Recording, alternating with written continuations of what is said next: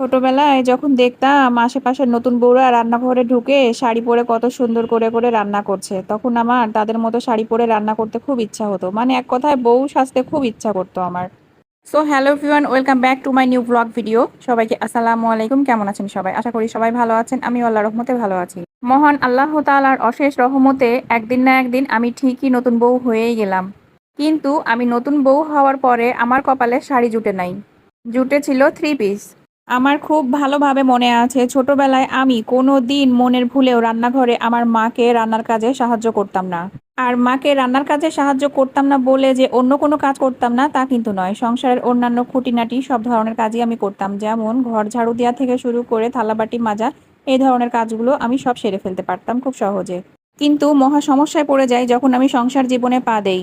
যেহেতু পূর্বে রান্না করার কোনো অভিজ্ঞতা আমার ছিল না, তাই আমার রান্না করা তরকারি আমি নিজেই খেতে পারতাম না, আর আমার স্বামী কি খাবে সেই তরকারি। কতবার যে ভাত রান্না করতে গিয়ে হাত পুড়িয়েছি তার হিসাব ছিল না। আর গায়েস, মাছ মুরগি কাটার কথা কি আর বলবো। শখ করে স্বামী আমার যখন মাছ মুরগি কিনে নিয়ে আসতো, তখন সেগুলো নিয়ে দৌড় দিতাম পাশের বাড়িতে।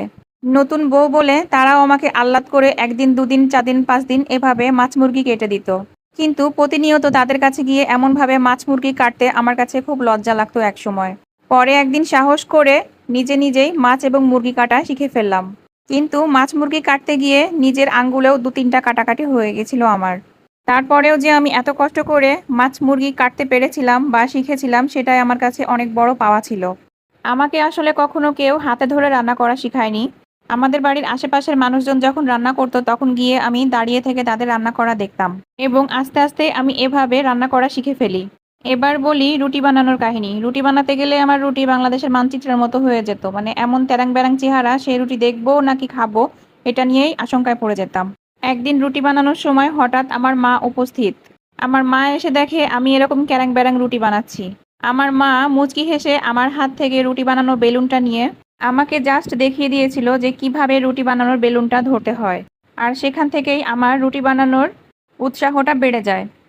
প্রতিনিয়ত সংসার জীবনে রুটি বানাইতে বানাইতে আলহামদুলিল্লাহ একটা সময় আমি এত সুন্দর রুটি বানানো শিখে ফেলি যে একটা সময় আমার কাছে এসে আমার 2-4 জন বোন বান্ধবী রুটি বানানো শিখে যায়।